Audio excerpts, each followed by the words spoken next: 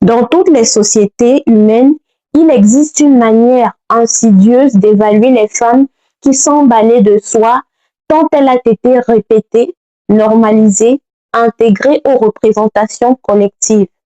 Cette manière de regarder les femmes réduit trop souvent leur valeur à leur apparence, à leur capacité à demeurer désirables, à leur jeunesse visible, à la fraîcheur de leurs traits, à la fermeté de leur corps, à ce que certains appellent encore avec une brutalité à peine dissimulée leur valeur sur le marché. Cette expression, empruntée au vocabulaire économique, n'est pas anodine. Elle trahit déjà une vision du monde dans laquelle personne n'est plus perçu comme un être doté d'une dignité intrinsèque, d'une intériorité, d'une vocation, d'une profondeur morale et spirituelle, mais comme un objet évalué selon son attractivité, sa rareté supposée, sa conformité à une norme, sa capacité à susciter le désir ou l'approbation sociale. C'est l'un des drames silencieux de la condition féminine contemporaine. Même dans des sociétés qui se prétendent modernes, libres et progressistes, une grande partie de l'identité des femmes continue d'être filtrée à travers le regard extérieur. Un regard qui jauge, compare, hiérarchise, approuve ou rejette. Un regard qui peut flatter un instant, mais qui finit presque toujours par blesser parce qu'il est instable, exigeant, contradictoire et profondément déshumanisant. Il promet la reconnaissance, mais il fabrique l'angoisse. Il semble offrir de la valeur, alors qu'en réalité, il installe de la dépendance. Il donne l'illusion de l'estime, mais nourrit la peur constante de ne plus être assez. Et ce sujet est essentiel parce qu'il touche à quelque chose de très intime et de très collectif à la fois. Il parle du rapport au corps, à l'âge, à la féminité, au désir, au mariage, au célibat, à la maternité, à l'image de soi, au regard des hommes, au regard des autres femmes, au regard des médias et même au regard qu'on finit par porter sur soi-même. Il parle aussi de cette lutte intérieure que beaucoup de femmes mènent en silence, celle qui consiste à essayer d'exister au-delà de ce qu'elles montrent, alors que le monde semble ne vouloir retenir que cela. Pour comprendre une telle réalité, il faut prendre le temps d'examiner plusieurs niveaux d'analyse. Il y a d'abord l'analyse psychologique, notamment ce que certaines approches en psychologie évolutionniste avancent sur les mécanismes de l'attraction. Il y a aussi le niveau anthropologique et sociologique. Il montre que les critères de beauté, loin d'être purement naturels, sont profondément façonnés par les cultures, les époques, les systèmes économiques et les rapports de pouvoir. Il y a enfin le niveau existentiel et spirituel qui pose une question plus fondamentale encore.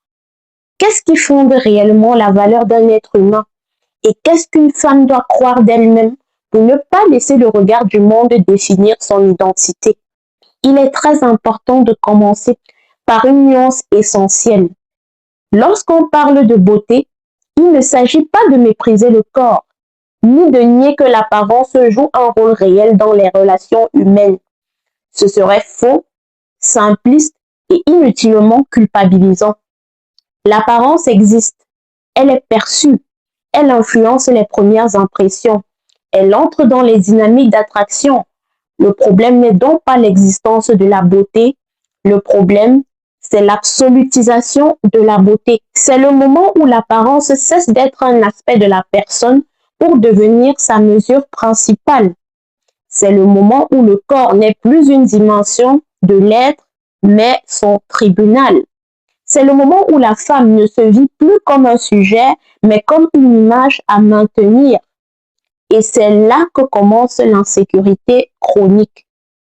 Certaines lectures de la psychologie évolutionniste soutiennent que, dans l'histoire de l'espèce humaine, des indices comme la jeunesse, la symétrie du visage, la santé apparente où certains marqueurs corporels ont pu être perçus comme des signaux indirects de fertilité ou de viabilité biologique.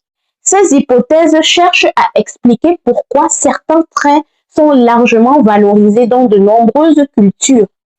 Elles tentent d'éclairer une partie des préférences spontanées observées dans les comportements d'attraction.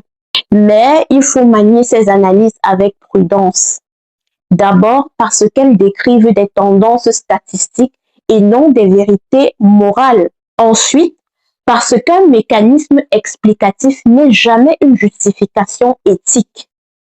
Enfin, parce que l'être humain ne vit pas seulement selon des impulsions biologiques brutes, il vit aussi dans des mondes symboliques, culturels, médiatiques, religieux, politiques et économiques qui amplifient, détournent, réinterprètent ou instrumentalisent ces dispositions.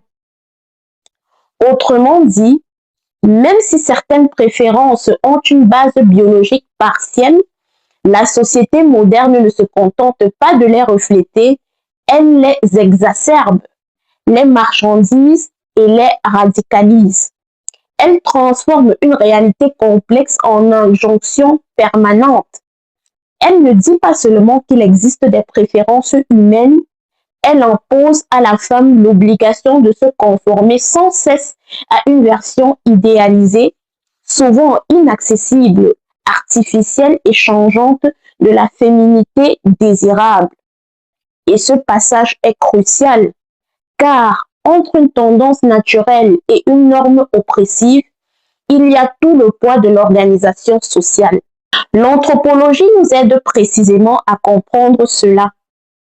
Lorsqu'on observe les sociétés humaines à travers le temps et l'espace, on découvre que les critères de beauté féminine ont varié de façon spectaculaire.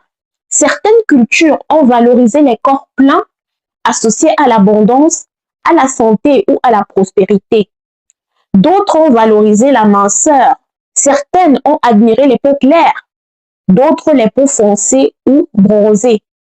Certaines ont mis en avant la discrétion, d'autres la parure, d'autres encore des scarifications, des coiffures, des formes vestimentaires, des postures, des manières de parler ou se mouvoir. Ce simple constat suffit à fragiliser un mythe tenace, celui selon lequel il existerait une beauté féminine universelle, fixe, objective et naturellement évidente. Ce que les sociétés considèrent comme beau est toujours au moins en partie construit. Ce caractère construit ne veut pas dire arbitraire au sens absolu, il veut dire modulé. La culture trie, accentue, elle sélectionne certains traits, leur attribue une signification, elle produit un langage du corps. Or, ce langage n'est jamais neutre, il est lié à des rapports de classe, de genre, de pouvoir et de consommation. Dans les sociétés médiatisées, la beauté n'est plus seulement une qualité perçue, elle devient une industrie. Elle génère des marchés immenses. Cosmétiques, chirurgie, fitness, mode, nutrition, applications de rencontres, photographie, filtres numériques, contenus sociaux, marketing de l'anti-âge. Il existe donc un intérêt économique à entretenir chez les femmes le sentiment qu'elles ne sont jamais tout à fait suffisantes. Une femme parfaitement en paix avec elle-même, avec son corps, avec son âge, avec son visage non filtré, avec ses marques de vie, serait beaucoup moins malléable comme consommatrice. Et c'est ici qu'intervient la sociologie du regard. Le regard social n'est pas un simple fait visuel, c'est un mécanisme de régulation. Il distribue des récompenses symboliques et des sanctions invisibles. Il valorise certaines femmes et en rend d'autres socialement moins visibles.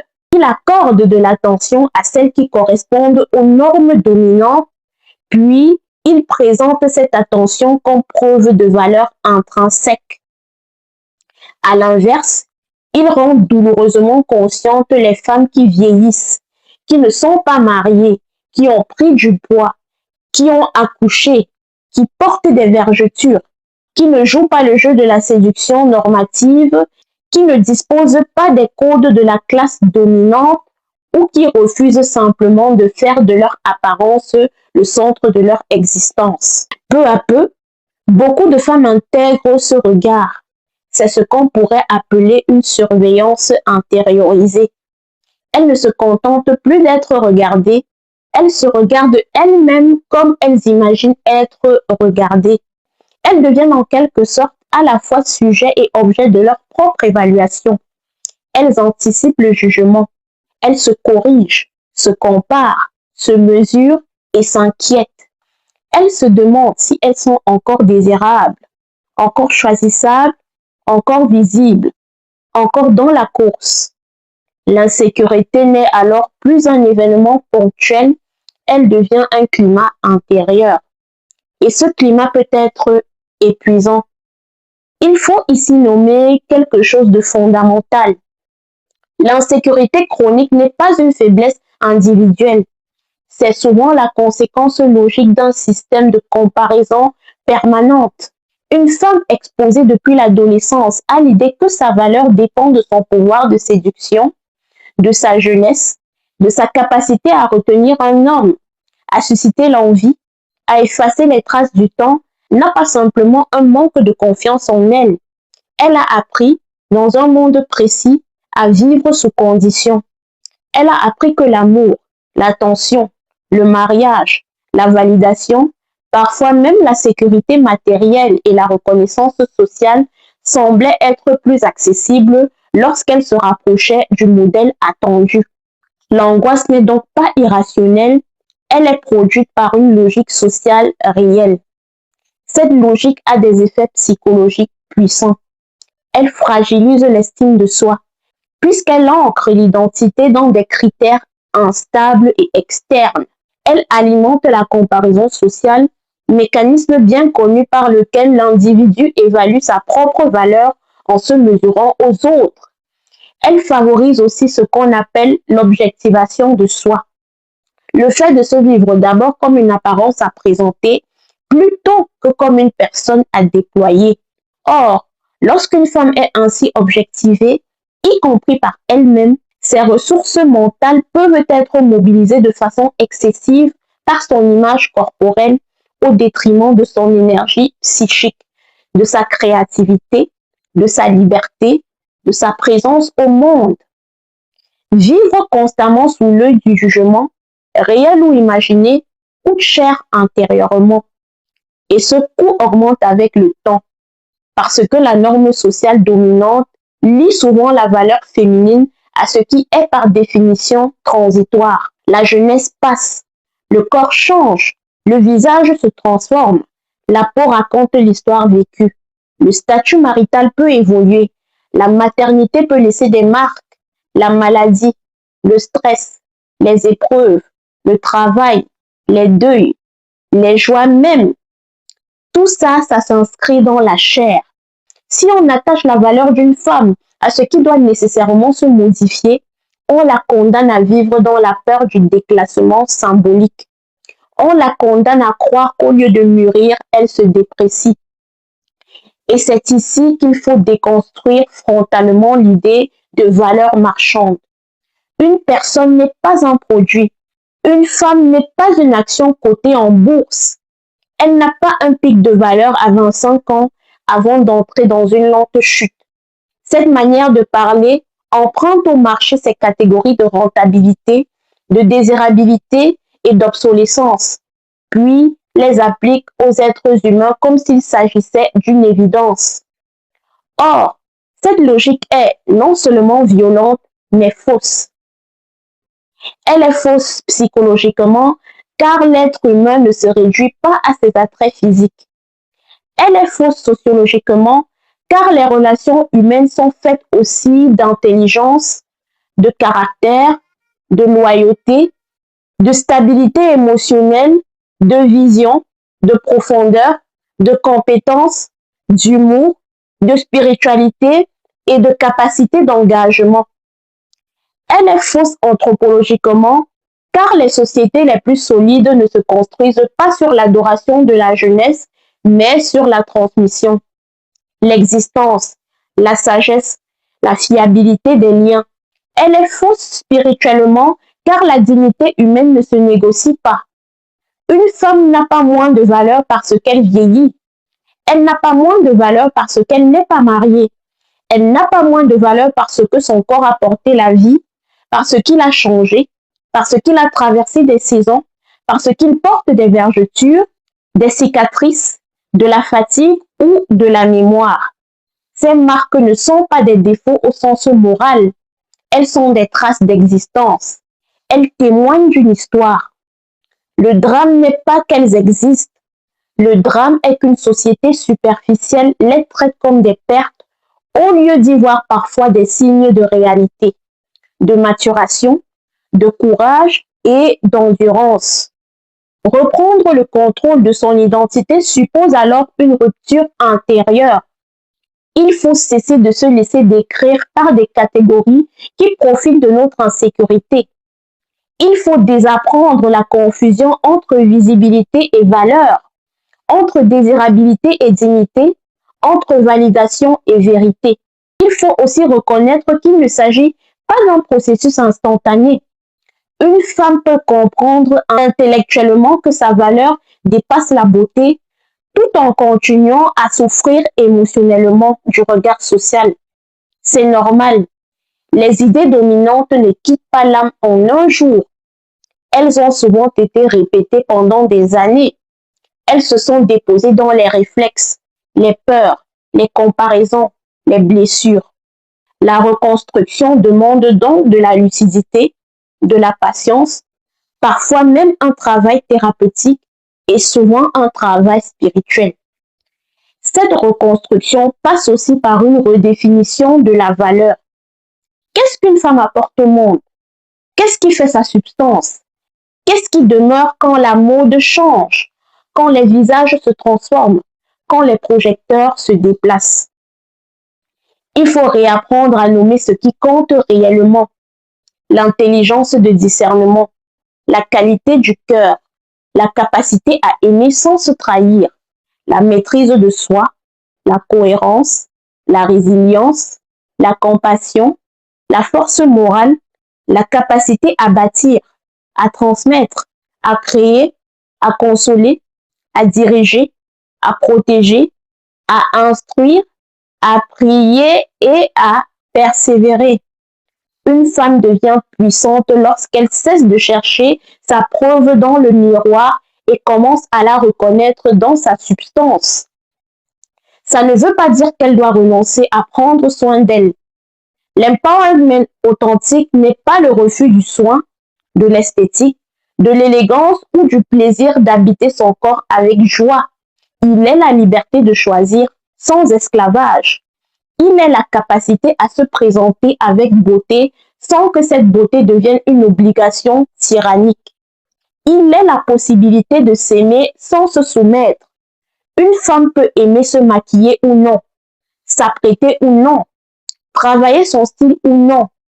La question décisive est de savoir si elle le fait comme une expression d'elle-même ou comme une condition pour se sentir digne d'exister. Et c'est ici que l'ancrage biblique devient une puissance remarquable, parce qu'il propose une anthropologie radicalement différente de celle du monde.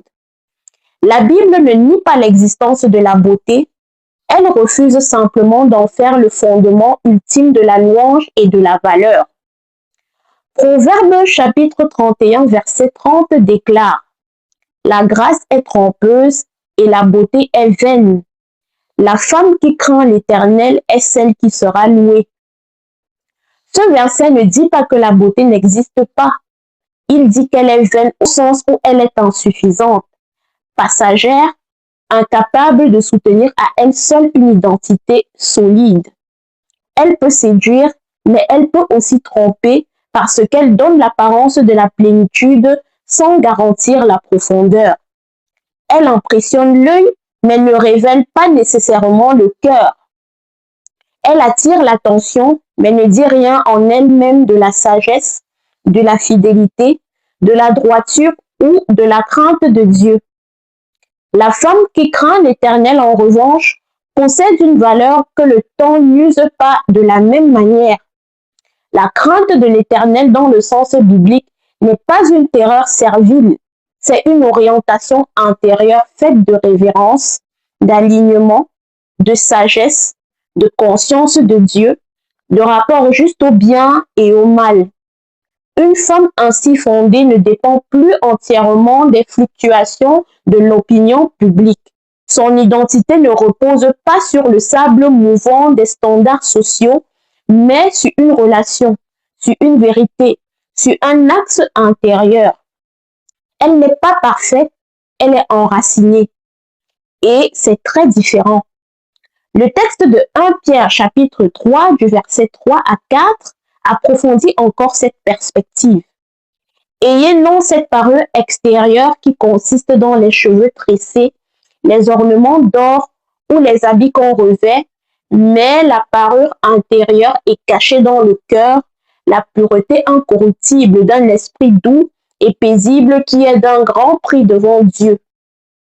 Là encore, il ne s'agit pas d'une condamnation simpliste des ornements extérieurs.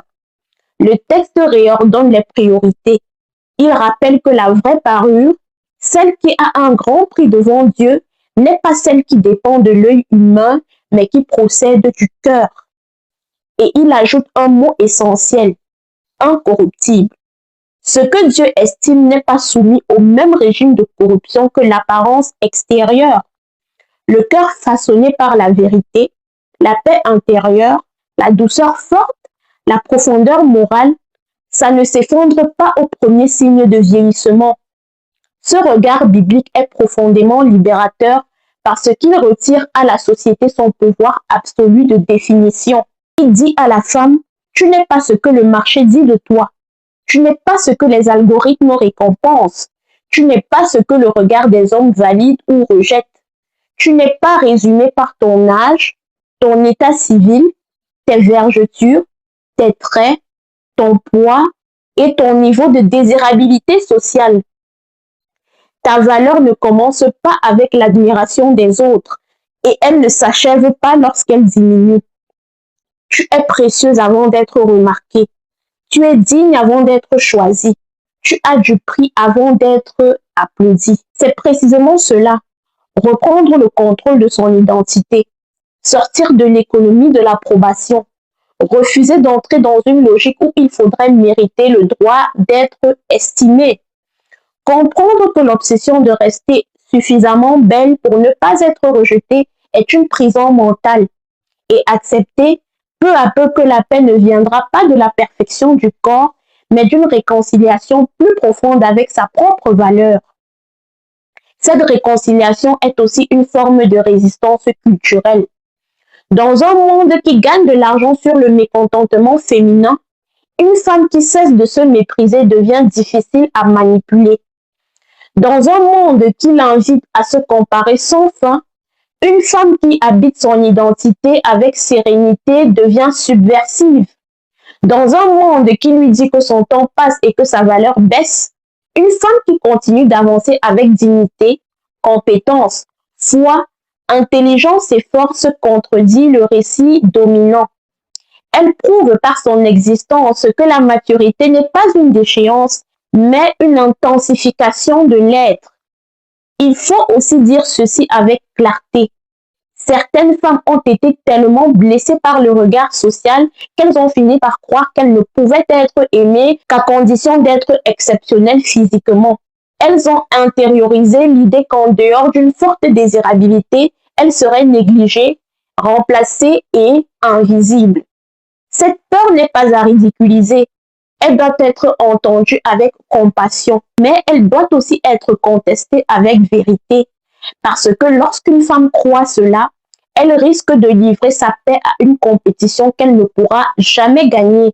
Il y aura toujours quelqu'un de plus jeune, de plus conforme, de plus admiré selon les critères du moment.